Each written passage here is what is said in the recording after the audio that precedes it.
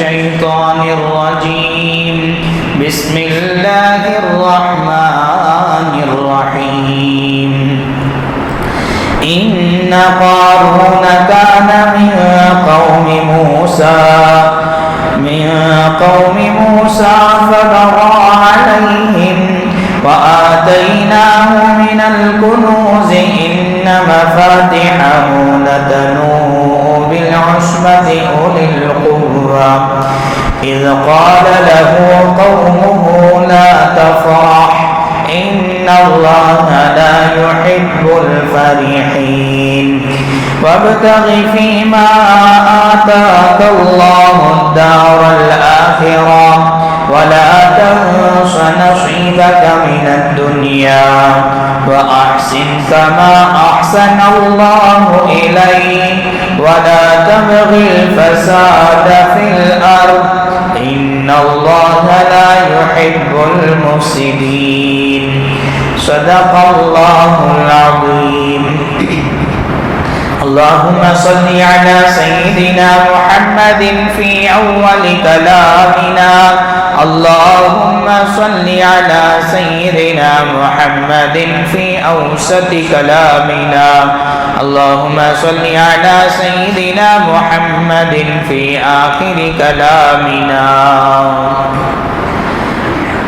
اللہ کے نام سے شروع کرتا ہوں جو بڑا مہربان نہایت بار بار رحم کرنے والا ہے۔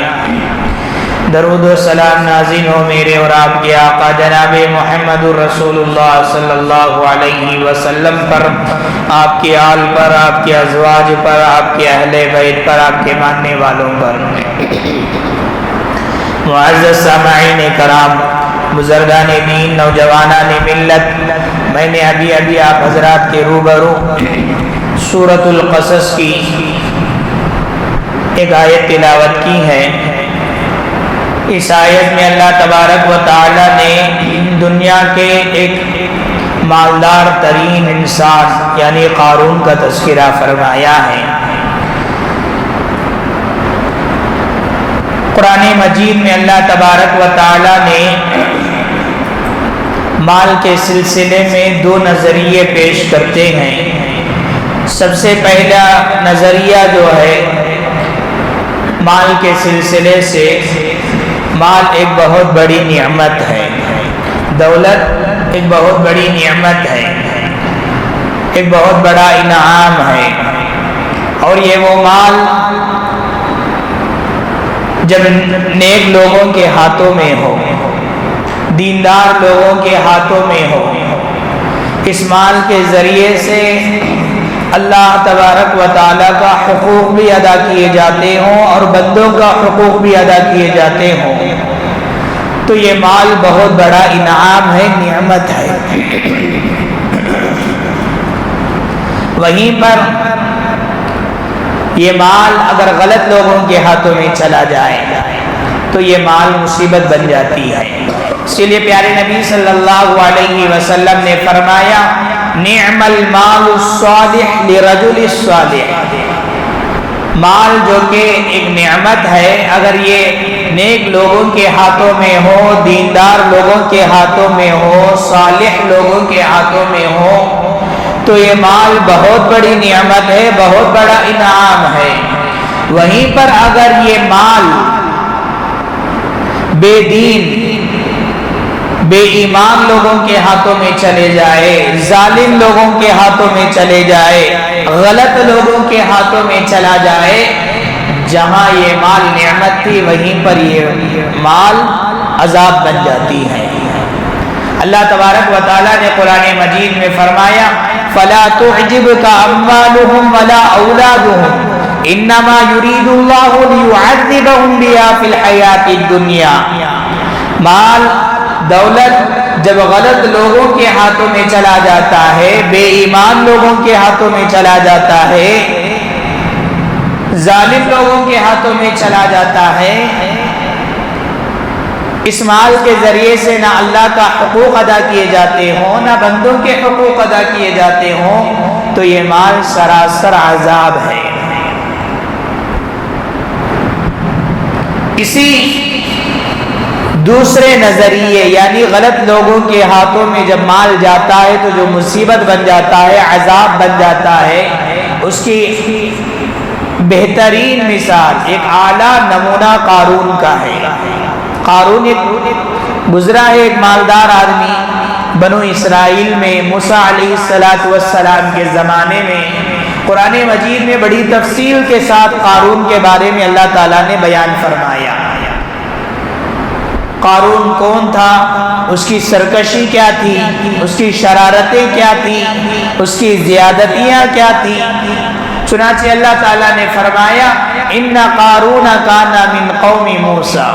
قارون تھا تو ایک فرد بنو اسرائیل کا، موسیٰ علیہ السلام کے زمانے کا، ان کے قوم کا۔ جس طرح موسیٰ علیہ السلام کے ماننے والے موسیٰ علیہ السلام کو نبی مان کر اللہ تبارک و تعالیٰ پر ایمان لے کر آئے، چاہیے تو یہ تھا کہ قارون بھی اسلام قبول کر لیتا، اللہ پر ایمان لاتا، موسیٰ علیہ السلام کو پیغمبر مان لیتا، لیکن قرآن کہتا ہے کہ فبغى علیہم، لیکن قارون نے ویسا نہیں کیا۔ قارون نے بنی اسرائیل کو حقیر سمجھتا تھا اور ان پر ظلم کرتے ہوئے موسیٰ علیہ السلام کے خلاف سازشیں کرتے ہوئے بنو اسرائیل کا جو دشمن فرعون تھا ان سے جا ملا۔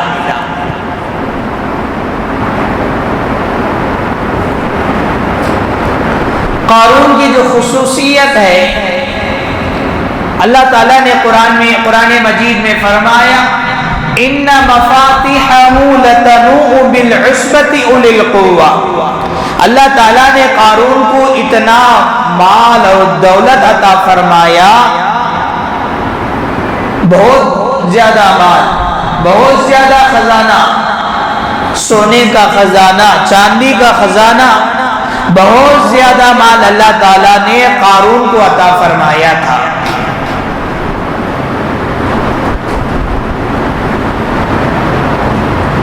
اتنا مال کہ خود روایتوں میں آتا ہے کہ اس کے خزانوں کے کمرے کی چابیاں، کیلیاں، کنجیاں ایک بہت بڑی جماعت بھی بڑی مشکل سے اٹھاتی تھی۔ تورات کی ایک روایت میں ہے کہ قارون کے پاس اتنا خزانہ تھا، اتنا دولت کہ 300 اونٹنیوں پر صرف اس خزانے کے کمرے کی چابیاں لے کر جایا جاتا تھا۔ اتنا مال، اتنا دولت، اتنا خزانہ اس کے پاس تھا۔ سعودی عرب کے روایت کے مطابق قارون کے پاس اتنا مال تھا کہ 7 خچروں میں اس خزانے کے کمرے کی چابیوں کو لاد کر لے جایا جاتا تھا، اتنا خزانہ تھا۔ لیکن اتنا خزانہ اور اتنا مال اور اتنا دولت ہونے کے باوجود قارون غرور میں مبتلا ہو گیا، تکبر میں مبتلا ہو گیا۔ اللہ تعالیٰ نے مال عطا فرمایا، اللہ تعالیٰ کا شکر ادا کرنے کے بجائے وہ اللہ تبارک و تعالیٰ سے بغاوت کرنے لگا، ناشکری کرنے لگا،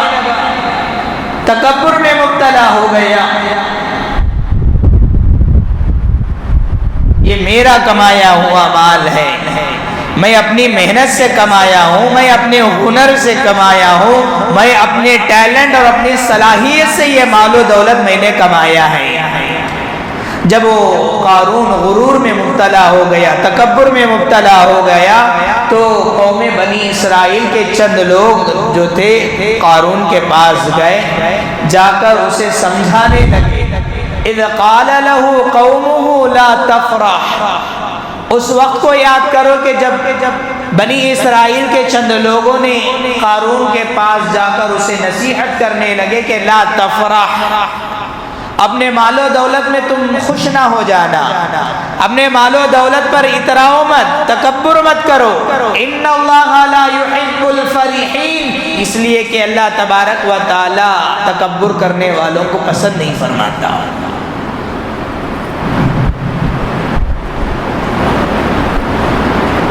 پھر نصیحت کرنے والوں نے نصیحت کی کہ وَابْتَغِ فِيمَا آتَاكَ اللَّهُ الدَّارَ الْآخِرَةَ، اے قارون، اللہ تبارک و تعالیٰ نے جو تمہیں مال دیا ہے، دولت عطا کی ہے، اس دولت کو سب سے پہلے آخرت بنانے کی فکر کر۔ اس دولت کے ذریعے سے سب سے پہلے آخرت کی تیاری کے لیے، آخرت بنانے کے لیے، آخرت سنوارنے کے لیے اس مال کو خرچ کر۔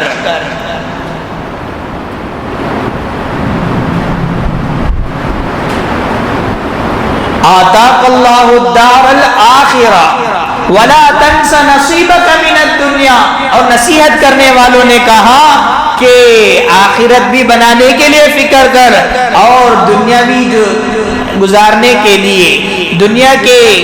ضروریات پوری کرنے کے لیے اپنا حصہ بھی مال و دولت سے لے لے۔ ایسا نہیں ہے کہ سارا مال آخرت بنانے کے لیے فکر کر اور اللہ کے راستے میں لٹا دے، شریعت اس کی اجازت نہیں دیتی، بلکہ آخرت بنانے کے لیے بھی اللہ کے راستے میں خرچ کرو، وہیں پر اپنی زندگی گزارنے کے لیے، اپنی ضروریات پوری کرنے کے لیے بھی اپنے مال و دولت میں سے وہ حصہ لے لو۔ وَأَحْسِن كَمَا أَحْسَنَ اللَّهُ إِلَيْكَ وَلَا تَبْغِ الْفَسَادَ فِي الْأَرْضِ إِنَّ اللَّهَ لَا يُحِبُّ الْمُفْسِدِينَ۔ اللہ تبارک و تعالیٰ نے جو تمہیں مال دیا ہے، اس مال کے ذریعے سے اللہ کے مخلوق پر تو احسان کا معاملہ کر، احسان کا معاملہ کر، اور اس مال کے ذریعے سے زمین میں فساد مت پھیلا، اس لیے کہ اللہ تبارک و تعالیٰ فساد پھیلانے والوں کو پسند نہیں کرتا۔ ان اللہ لا يحب المفسدین۔ جب قوم بنی اسرائیل نے قارون کو نصیحت کرنے لگے، سمجھانے لگے، سدھارنے لگے، تو تکبر میں آ کر وہ کہنے لگا کہ قال انما اوتیتہ علی علم عندی، یہ جو مال ہے تم کہہ رہے ہو کہ یہ مال مجھے اللہ تعالیٰ نے عطا کیا ہے۔ قارون تکبر میں آ کر کہنے لگا کہ یہ جو مال ہے اللہ واللہ کچھ مجھے نہیں دیے، یہ مال جو ہے میں نے اپنی محنت سے کمائی ہے، میں نے اپنے صلاحیت سے، اپنے ٹیلنٹ سے، اپنے پلاننگ سے، اپنا منصوبہ بندی سے میں نے یہ مال و دولت کو کمایا ہے۔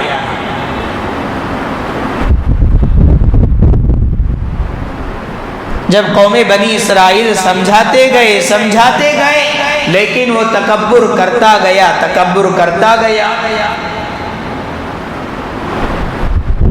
لَخَسَفْنَا بِهِ الْأَرْضَ، اللہ تبارک و تعالیٰ نے قرآن مجید میں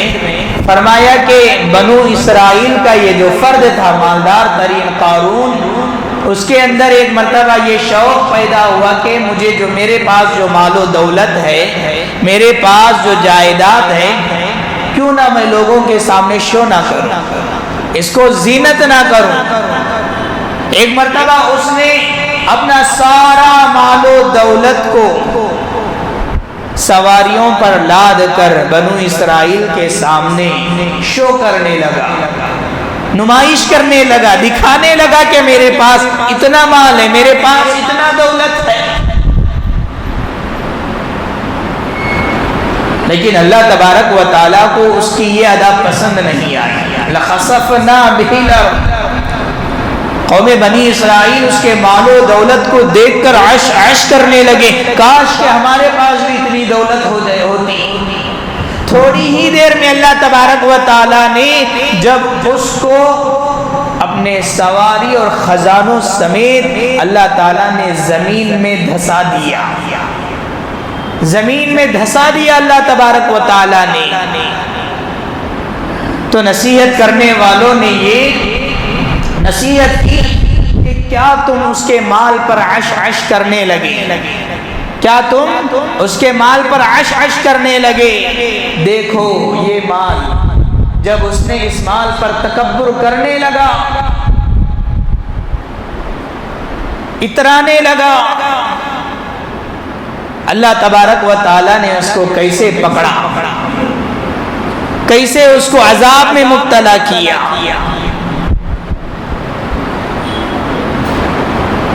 تو دیکھنے والے یہ کہنے لگے کہ اچھا ہوا کہ اللہ تعالیٰ نے ہمیں یہ مال عطا نہیں کیا۔ چند دن پہلے کہنے لگے، چند وقت پہلے کہنے لگے مال و دولت کو دیکھ کر کہ کاش کہ یہ مال و دولت ہمارے پاس ہوتی تو کتنا اچھا ہوتا۔ چند منٹ کے بعد اس کو عذاب میں دیکھ کر کہنے لگے کہ اچھا ہوا کہ ہمارے پاس یہ دولت نہیں ہے۔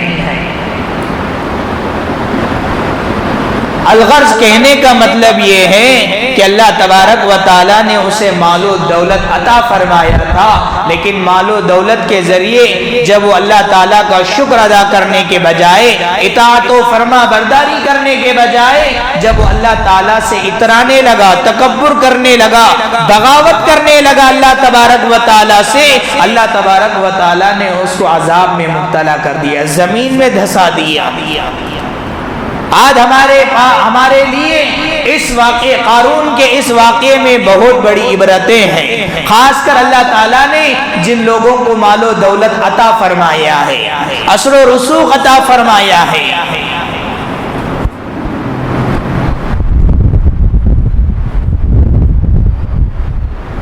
قارون کے اس واقعے سے سب سے پہلا سبق ہمیں جو حاصل ہوتا ہے وہ یہ ہے کہ مال جو فی نفسی ہی نعمت ہے، جب غلط لوگوں کے ہاتھوں میں مال چلا جاتا ہے تو یہ مال مصیبت اور عذاب بن جاتی ہے۔ جس مال کو پانے کے لیے اللہ کو بھلا دے تو وہ مال مصیبت ہے، جس مال کو پانے کے لیے نمازوں کی پابندی نہ ہو تو ایسی مال عذاب ہے، جس مال کو پانے کے لیے آدمی حرام اور حلال کی تمیز بھول جائے، لوگوں کو دھوکہ دینے لگے، لوگوں کے مالوں میں چھڑانے لگے، ظلم کرنے لگے، تو ایسا مال کبھی نعمت نہیں ہو سکتی، ایسا مال عذاب ہی عذاب ہے، مصیبت ہی مصیبت ہے۔ مال ملنے کے بعد اللہ یاد آ جائے، مال ملنے کے بعد ہم نماز کی پابندی کرنے لگے، مال ملنے کے بعد حلال کی جستجو ہماری زندگی میں ہو، مال ملنے کے بعد ہر ایک کا حقوق ادا کرنے میں ہماری زندگی میں ہمیں دعوت دیتی ہو، اللہ کا حقوق بھی ہم اپنے مالوں کے ذریعے سے ادا کریں اور بندوں کا حقوق بھی ہم اپنے مالوں کے ذریعے سے ادا کریں، تو وہ مال، وہ دولت ہے، وہ نعمت ہے۔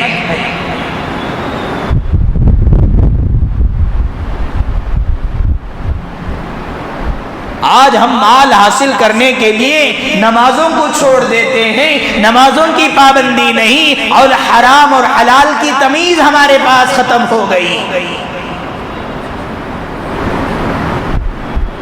ایسا مال نعمت ہرگز نہیں ہو سکتا، ایسا مال عذاب ہی عذاب ہے۔ اور اسی طرح سے حضرات، قارون کے اس واقعے سے جو دوسرا بہت بڑا جو سبق ہمیں ملتا ہے ان میں سے یہ ہے کہ اللہ تعالیٰ نے جو مال ہمیں عطا فرمایا ہے، ہم اس مال کو مال دینے والے کی طرف ہمیں منسوب کرنا چاہیے۔ اللہ تعالیٰ نے ہمیں جو بھی مال عطا فرمایا ہے، ہمارے زبان سے یہ جملہ ہونا چاہیے کہ یہ جو مال ہمیں عطا ہوئی ہے، یہ جو مال ہمیں ملی ہے، اللہ کے فضل سے ہمیں ملی ہے، یہ جو دولت ہمیں ملی ہے اللہ کے کرم سے ہمیں ملی ہے۔ بلکہ صرف مال و دولت ہی نہیں، بلکہ اللہ تعالیٰ نے ہمیں جو جو نعمتیں ہمیں عطا فرمائی ہے، ہر نعمت کو ہم اللہ کی طرف ہمیں منسوب کرنا ہے۔ اللہ تعالیٰ نے مجھے عہدہ عطا فرمایا، یہ اللہ تعالیٰ نے اپنے فضل سے عطا فرمایا۔ اللہ تعالیٰ نے مجھے صحت دی ہے، اللہ تعالیٰ نے اپنے کرم سے مجھے یہ صحت عطا فرمائی ہے۔ اللہ تعالیٰ نے مجھے طاقت دی ہے، تو اللہ تعالیٰ نے اپنے کرم سے یہ مجھے طاقت دی ہے۔ ہر نعمت کو خالق حقیقی، منعم حقیقی کی طرف ہمیں منسوب کرنا چاہیے۔ فرعون کے اس واقعے میں فرعون کو جو عذاب ملا اسی وجہ سے ملا کہ فرعون کہنے لگا کہ یہ جو مال ملا ہے یہ اپنے بل بوتے پر میں نے یہ کمایا ہے، اپنی صلاحیت اور اپنے ٹیلنٹ کی وجہ سے میں نے یہ کمایا ہے۔ قال انما اوتیتہ علی علم عندی، جب یہ کہنے لگا اللہ تبارک و تعالی اس کو زمین میں خزانوں سمیت دھسا دیا۔ اسی لیے اللہ تعالیٰ نے ہمیں جو مال عطا فرمایا ہے اس مال کو اللہ کی طرف منسوب کرو، ہر نعمت کو اللہ کی طرف منسوب کرو۔ ٹھیک ہے کہ ٹھیک ہے کہ میں نے محنت کی ہے، ٹھیک ہے کہ میں نے خون پسینہ بہایا ہے، میں نے پلاننگ کی ہے، منصوبہ بندی کی ہے، میں نے اپنی عقل دوڑائی ہے، لیکن عقل دینے والی ذات اللہ تعالیٰ کی ہے۔ پلاننگ منصوبہ کرنے کے لیے عقل جو ذات دی ہے وہ اللہ تبارک و تعالیٰ کی ذات ہے۔ اسی لیے مال و دولت جس کے پاس بھی ہو ان لوگوں کو چاہیے کہ منعم حقیقی کی طرف منسوب کرے، فرعون کی طرح تکبر میں مبتلا نہ ہو جائے کہ میں نے اپنے بل بوتے پر یہ بلڈنگ کھڑا کی ہے، میں نے یہ بنگلے بنائی ہے۔ یہ قارون کا طریقہ ہے، اس سے بچنا ہمارے لیے ہر صاحب استطاعت اور ہر اثر و رسوخ رکھنے والوں کے لیے یہ ضروری ہے۔ اور اسی طرح سے حضرات قارون کے واقعے سے جو تیسرا سبق ہمیں جو ملتا ہے وہ یہ ہے کہ اللہ تعالیٰ نے اگر آپ کو مال و دولت عطا فرمایا ہے اس مال کے ذریعے سے سب سے پہلے اپنے آخرت کو بنانے کی فکر کریں، سب سے پہلے اپنے آخرت کو بنانے کی فکر کریں۔ اللہ تعالیٰ نے آپ کو جو مال و دولت عطا فرمایا ہے آخرت بنانے کا ایک بہت بڑا ذریعہ مال بھی ہے۔ اللہ کے راستے میں خرچ کر کے، اللہ کے بندوں پر خرچ کر کے، یتیموں پر خرچ کر کے، مجبور اور لاچاروں پر خرچ کر کے، مساجد کے لیے خرچ کر کے، مدارس کے لیے خرچ کر کے، اس مال کو ہم آخرت کے لیے ذخیرہ بنا سکتے ہیں، آخرت کی تیاری کے لیے ہم اس مال و دولت کو لٹا سکتے ہیں۔ آج مال و دولت تو اللہ تبارک و تعالیٰ نے ہمیں عطا فرمایا ہے، لیکن اللہ کے راہ میں خرچ کرنے کے لیے ہمارے جیب سے 1 روپیہ آج بہت مشکل سے نکلتا ہے۔ آج بیکار چیزوں میں خرچ کرنے کے لیے آج ہمارے پاس وقت ہے، آج ہمارے پاس دولت ہے، معمولی ہر بندہ آج اپنے موبائل پر ڈیٹا ریچارج کرنے کے لیے 400 سے 500 تک ریچارج کر لیتا ہے، لیکن وہیں پر جب مساجد کے تعاون کی بات جب کرتے ہیں، جب اعلان کیا جاتا ہے تو بڑی مشکل سے 10 روپے ہمارے جیب سے نہیں نکلتے۔ کتنا بڑا مجمع ہوتا ہے ہر مسجد میں، ہماری مسجد میں بھی اتنا بڑا مجمع ہے کہ ground floor, first floor, second floor, باہر اور اندر اتنا بڑا مجمع ہے، لیکن بڑی مشکل سے اگر ہمارے تعاون کی اگر آپ دیکھیں گے بورڈ میں جا کر، اتنا بڑا مجمع ہونے کے باوجود بھی اللہ کے گھر کے لیے 3000 روپے، 5000 روپے، آج ہم کسی ہوٹل میں کھانے کے لیے جاتے ہیں، ایک ہی وقت میں کھانے کے لیے 10,000 15,000 روپے لٹا دیتے ہیں۔ تفریح کے لیے جاتے ہیں تو 1 لاکھ سے 2 لاکھ روپے آج ہم خرچ کر دیتے ہیں۔ مال کو جب تک آپ روکے رکھیں گے اللہ تبارک و تعالیٰ آپ کے مالوں میں برکت عطا نہیں فرمائے گا۔ وَمَا أَنفَقْتُم مِّن خَيْرٍ فَهُوَ يُخْلِفُ، آپ اللہ کے راستوں میں خرچ کرو گے تو اللہ تبارک و تعالیٰ آپ کے مالوں میں اور اضافہ کرے گا۔ اسی لیے اس مال کو اللہ تعالیٰ نے آپ کو جو مال و دولت عطا فرمایا ہے، اس مال و دولت کے ذریعے سے آپ اپنی آخرت کو بنا لیں۔ آپ کے جیب سے 1 روپیہ اللہ کے راستے میں اگر آپ خرچ کریں گے، ہو سکتا ہے کہ کل آخرت میں 1 روپیہ آپ کے نجات کا ذریعہ بن جائے، 1 روپیہ آپ کے نجات کا ذریعہ بن جائے۔ اسی لیے آپ کے محلے کی مسجد، آپ جس مسجد میں جا کر نماز پڑھتے ہیں، بلکہ ہر مساجد کے لیے آپ تعاون کریں، دل کھول کر تعاون کریں۔ اگر ایک بندہ بھی اگر 50 اور 100 روپے بھی اگر ڈالے گا تو اتنا بڑا مجمع، ہزاروں کا جو مجمع ہوتا ہے، تو اگر 100 روپے بھی ڈالو گے تو کتنا ایک ذخیرہ بن جائے گا۔ آپ آج مساجد کے اندر آپ کے لیے سہولیات ہے،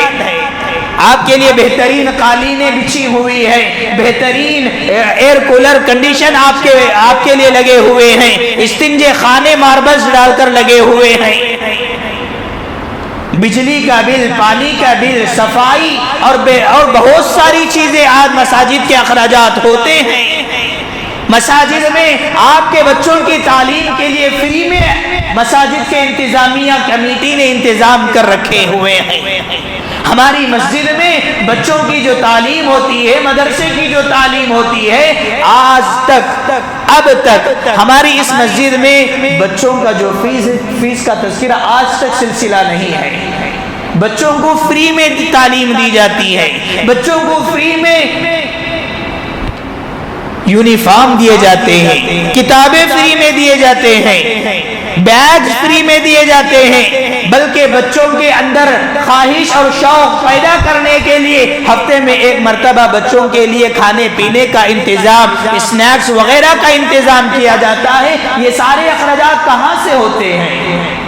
الحمدللہ آپ حضرات کے تعاون سے ہی ہوتے ہیں۔ اگر آپ حضرات تعاون کرنا چھوڑ دیں گے تو مسجد کے اخراجات کو کیسے نکالیں گے؟ مساجد کے اندر اے سی لگے ہوئے ہیں، اگر سمر میں جو اے سی چلاتے ہیں تو اس اے سی کا جو بل ہوتا ہے ڈبل ٹربل ہو جاتا ہے عام دنوں کے مقابلے میں۔ کیا ہی اچھا ہوتا کہ جو مالدار ہیں کہ آگے بڑھ کر اپنے بجلی کے بل کے لیے ذمہ داری وصول کر لیتے، پانی کے بل کے لیے ذمہ داری وصول کر لیتے۔ یہ آخرت کی تیاری اور آخرت کے لیے بہترین ذریعہ ہے ذخیرہ بنانے کے لیے۔ اسی لیے آگے بڑھ چڑھ کر تعاون کرتے ہوئے جائے۔ اور اسی طرح سے حضرات قارون کے اس واقعے سے ایک بہت بڑا سبق ہمیں جو ملتا ہے، ان میں سے ایک سبق یہ ہے کہ قارون کے اندر ایک شوق چڑھایا تھا جس کی وجہ سے اللہ تعالیٰ نے اسے عذاب میں مبتلا کیا تھا۔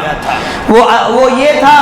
کہ قارون اپنے مال و دولت کی نمائش کرنے کا شوق اور جذبہ پیدا ہو گیا۔ میرے پاس جو مال و دولت ہے، کیوں نہ ہو کہ میں سارے لوگوں کو میں اپنے مال و دولت کو دکھاؤں اور نمائش کروں، سارے لوگوں کے سامنے میں اپنی پراپرٹی کا میں شو کروں،